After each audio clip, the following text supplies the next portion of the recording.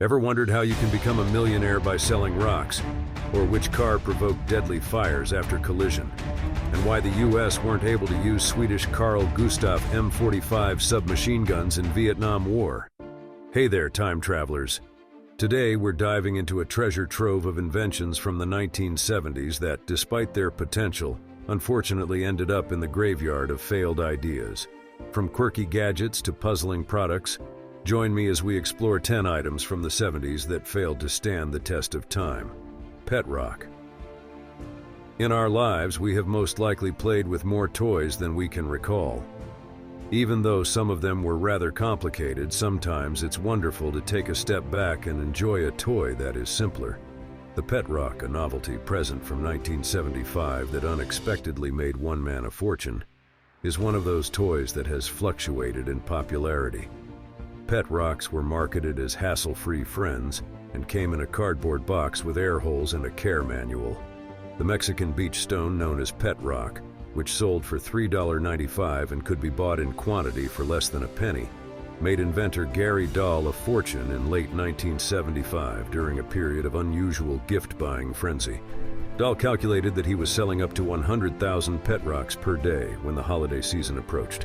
Remarkably, in just a few months in 1975, over 1.5 million were sold. However, the trend swiftly faded. Ford Pinto. It's the Ford Pinto that comes next. This was not going to be your standard heavy-duty American vehicle of the day. Iacocca wants this new vehicle to weigh under 2,000 pounds and cost under $2,000. He saw it as an American take on the well-liked imports from Germany and Japan. This small car, albeit not really an innovation, was the result of engineering in the 1970s and was soon known for its flawed design. The Pinto's reputation for safety has caused discussion since the 1970s. When it was first released in 1971, the car had a terrible history of poor sales, numerous problems, and, most tragically, a string of rear-end incidents that resulted in millions of dollars in liability costs for the manufacturer. The design of its fuel tanks came under attention from the government and media following multiple fatal fires caused by the tanks rupturing in rear-end crashes. A later evaluation of the Pinto's general safety revealed that it was on par with other subcompact vehicles from the 1970s. Case studies on business ethics and tort reform have frequently referenced the Pinto safety issues and Ford's response. The Pinto's legacy is still marred in spite of attempts to restore its reputation. Waterbeds. Numerous businesses were producing waterbeds by the early 1970s, meeting the increasing demand for a hip new way to. There were many other designs of waterbeds to choose from, including simple, robust box frames, four-post colonials, and Victorian beds with carved headboards. Back pain sufferers were drawn to the bed's ability to float, while allergy sufferers enjoyed having a dust-free mattress. Marketing from manufacturers such as Big Sur Waterbeds emphasized the health advantages. Specialty stores like Waterbed Plaza, Waterbed Emporium, and the Waterbed Store arose as waterbed fever spread across the country, and cheesy local television advertisements proliferated. Waterbeds were a $2 billion industry by 1984. In 1987, when they were the most popular, waterbed mattresses accounted for 22% of all mattress sales in the United States. They had many difficulties, such as leaks, upkeep problems, and hygienic worries. Consequently, the trend of waterbeds subsided, and most customers continued to favor conventional mattresses. Betamax, often referred to as a video cassette recorder, the Betamax is a consumer-level analog recording and magnetic tape cassette format. Sony developed it, and it was first available in 1975. At the time, this home video recording technology was considered a technological miracle since it provided better visual quality than VHS, its rival. In terms of performance, Sony's Betamax devices could replay and fast-forward content more quickly, reproduce colors more accurately, and included a clever feature that allowed users to bookmark certain segments of their tapes. Their technology was limited to use with other Sony devices, and the machine's parts continued to be expensive. In exchange, JVC simplified and reduced the cost of manufacturing their VHS players, enabling them to undercut Sony and increase their market share. Additionally, JVC failed to get patents for their VHS technology, which prevented their video format from truly taking off. In the end, Betamax was phased out after losing the format fight to VHS due to a lack of reasonably priced recording choices and a restricted selection of movies. Coleco Telstar Arcade. In 1977, Coleco released the first-generation Coleco Telstar arcade home video game machine in Japan, North America, and Europe. The device is also popularly referred to as Telstar Arcade. The Telstar, which was a part of the first generation of home video game consoles, was in competition in this new market, with the Magnavox Odyssey, Fairchild's Channel F, and Atari's 2600.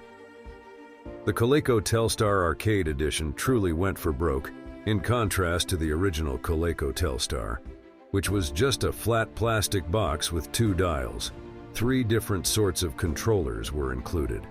One side kept the twin dials, another had a small gear stick and steering wheel, and a third had a plastic light cannon that was meant to be pointed at the screen. Most importantly, its shape was a triangle. Unfortunately for Coleco, Telstar's approach was not as sophisticated as the programmable ROM direction that the industry finally adopted, even though Telstar had its own system. More sophisticated games based on swappable ROM cartridges had already become popular in the industry.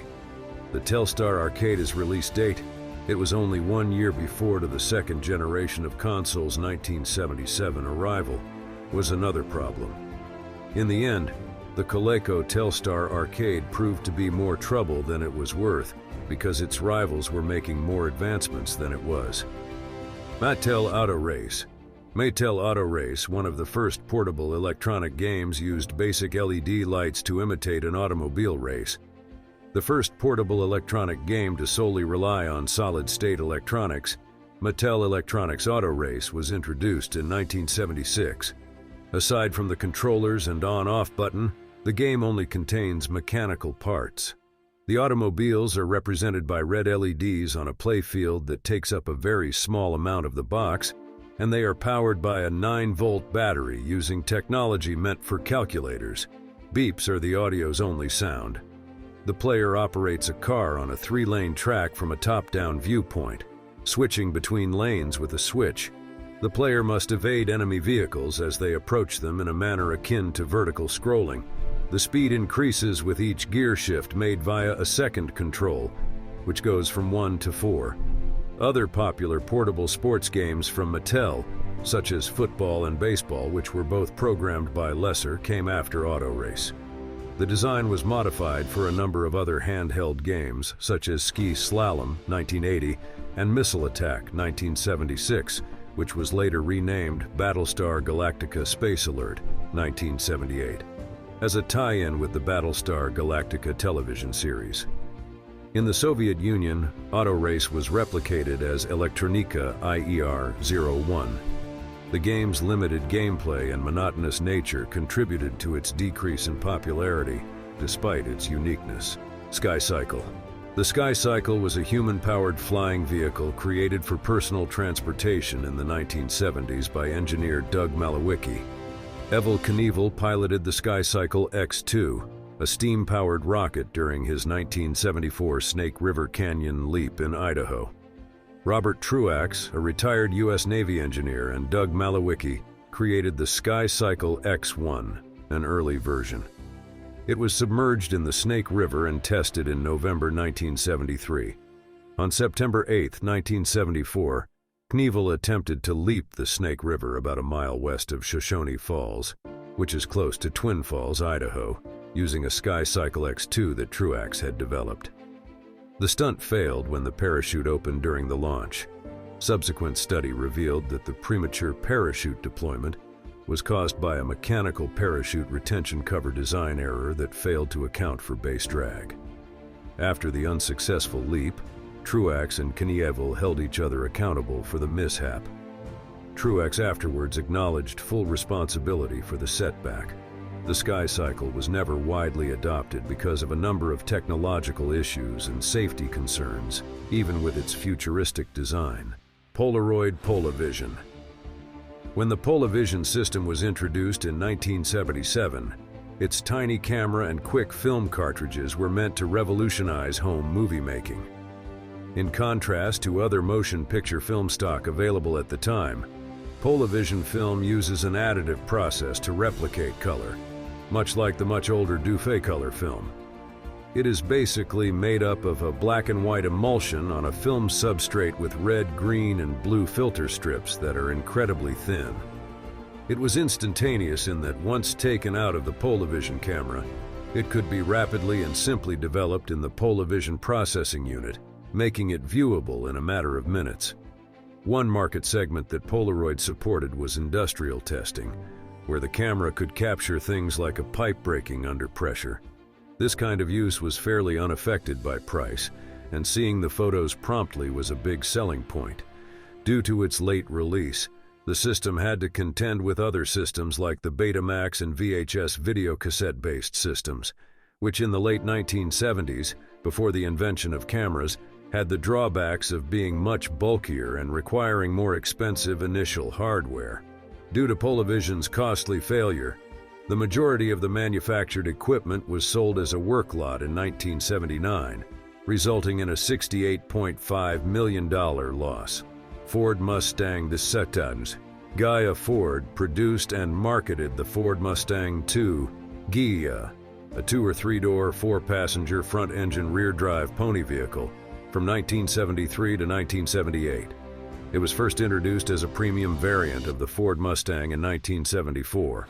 The Mustang II was released in September 1973 for the 1974 model year, almost exactly in tandem with the 1973 oil crisis and the ensuing gasoline shortages. Ford decided to call it Mustang II, since it was a new type of pony car designed for an era of high gas prices and fuel shortages. Developed under Lee Iacocca, it was an entirely new kind of pony car. After the energy crisis passed, Americans went back to buying larger cars.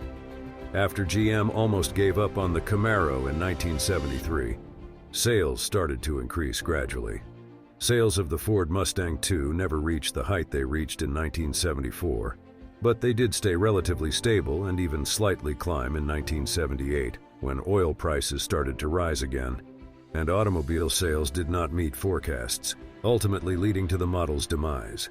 The Smith & Wesson Model 76 submachine gun. The U.S. Navy Department phoned Smith & Wesson's Washington, D.C. sales agent in April 1966 to inquire about the company's interest in designing and manufacturing a 9mm submachine gun.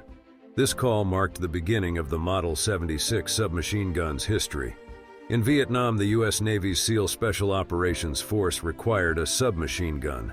The Swedish Carl Gustaf M45 was an excellent submachine gun that was a dependable and well-made weapon used by the SEALs. The issue originated from Sweden's neutral status. They were against their goods being utilized in a conflict area. Consequently, the U.S. Navy's access to the Carl Gustaf M45 was cut off, forcing them to locate a substitute submachine gun. The M76 project was given top attention by Smith & Wesson because of the ongoing war and an urgent demand to be filled. The M76 concept was developed over the course of roughly 9 months, from the drawing board to production. Due to lack of market demand, Smith & Wesson ceased production of the M76 in 1974. Despite the gun's lack of market demand, it gained some measure of popularity in action movies of the 1970s and 1980s, including Prime Cut, The Omega Man, The Taking of Pelham 1, 2, 3, and more recently in The Dark Knight. And there you have it, 10 failed inventions from the 1970s that didn't quite make the mark. Despite their lack of success, each of these inventions has left its own unique mark on history. Which one surprised you the most? Let me know in the comments below. And as always, thanks for joining me on this journey through the wacky world of failed inventions. Until next time, stay curious and keep exploring.